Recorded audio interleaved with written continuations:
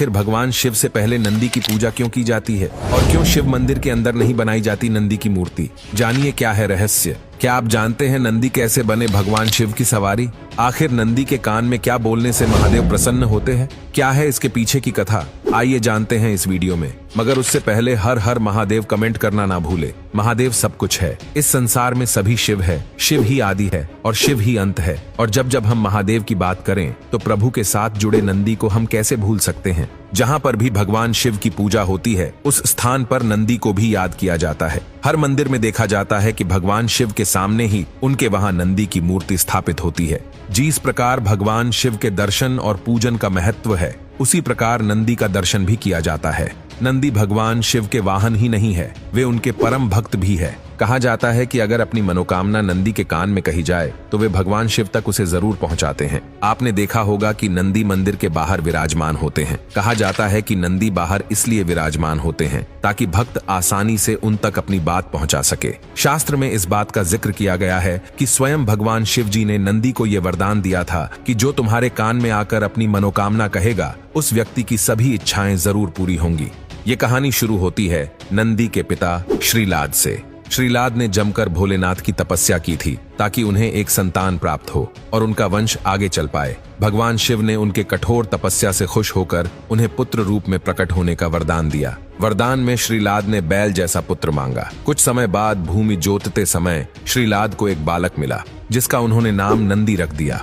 जब नंदी को अपने अल्पाई होने के बारे में पता चला तो महादेव की आराधना से मृत्यु को जीतने के लिए वे वन में चला गया और वहां जाकर उसने शिव का ध्यान करना शुरू कर दिया। भगवान शंकर नंदी के तप से प्रसन्न हो गए और उसे वरदान दे दिया कि नंदी तो मृत्यु और भय से हमेशा हमेशा के लिए मुक्त हो। मैं तुम्हें अजर और अमर होने का वरदान देता हूँ। नंदी कैलाश पर भगवान शिव की निरंतर सेवा और आराधना करता था। कोई भी महादेव से मिलने आता तो पहले नंदी से मिलना अनिवार्य हो गया था। फिर एक दिन श्रीलाद महादेव के पास एक अजीब विडंबना लेकर पहुंचे। दरअसल श्रीलाद ने संतान का वरदान इसलिए मांगा था क्योंकि उनकी कोई संतान नहीं बची थी और अब सिर्फ नंदी ही था, लेकिन वो भी महादेव की सेवा में व्यस्त था। इस वजह से श्रीलाद को लगा कि उसका वरदान पूरा ही नहीं हुआ क्योंकि उसे पिता का सुख ही नहीं मिला। ये सुनकर महादेव ने नंदी को बुलाया। महादेव स्वयं नंदी से प्रेम करते थे, लेकिन उन्होंने फिर भी नंदी को कहा कि उसे पुत्र होने का दायित्व निभाना होगा। जिसके बाद महादेव ने नंदी को श्रीलाद के साथ जाने को कहा।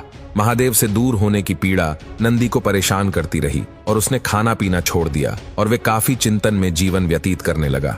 अपने पुत्र की ये दशा देखकर श्रीलाद एक बार पुनः महादेव के पास गए और उनसे प्रार्थना की कि वो नंदी को वापस बुला लें, क्योंकि वो अपने पुत्र की ऐसी दशा नहीं देख सकते थे और साथ ही उनका वंश अब इस बात का प्रतीक होगा कि भगवान शिव स्वयं उनके पुत्र से प्रेम करते हैं। क्योंकि नंदी के जाने के बाद महादेव को भी उसकी बहुत याद आ रही थी। नंदी के इस अतुल्य प्रेम को देखकर ही महादेव ने उसे वरदान दिया कि कोई भी प्रार्थना अगर महादेव तक पहुंचानी हो तो नंदी के कान में उसे बोल दिया जाए। ये प्रार्थना सीधा महादेव तक पहुंच जाएगी। यहाँ तक कि माता पार्वती ने भी भगवान शिव तक संदेश पहुंचाने के लिए नंदी के कान में ही बोला था। नंदी सदैव भगवान शिव के साथ ही रहते हैं।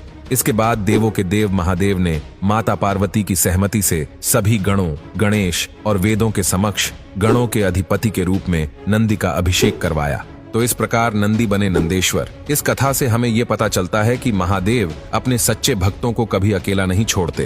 कहते हैं कि शिवजी ने ही नंदी को वरदान दिया था कि जहां उनका निवास होगा वहां नंदी भी हमेशा विराजमान रहेंगे। इसलिए हर शिव मंदिर में शंकर परिवार के साथ साथ नंदी भी विराजमान होते हैं। तो ये थी नंदी की कहानी जो बाद में नंदेश्वर बने। अगर मन साफ हो और भगवान के प्रति आस्था सच्ची हो तो ही मनुष्य का उद्धार हो सकता है। तो बोलो हर हर महादेव।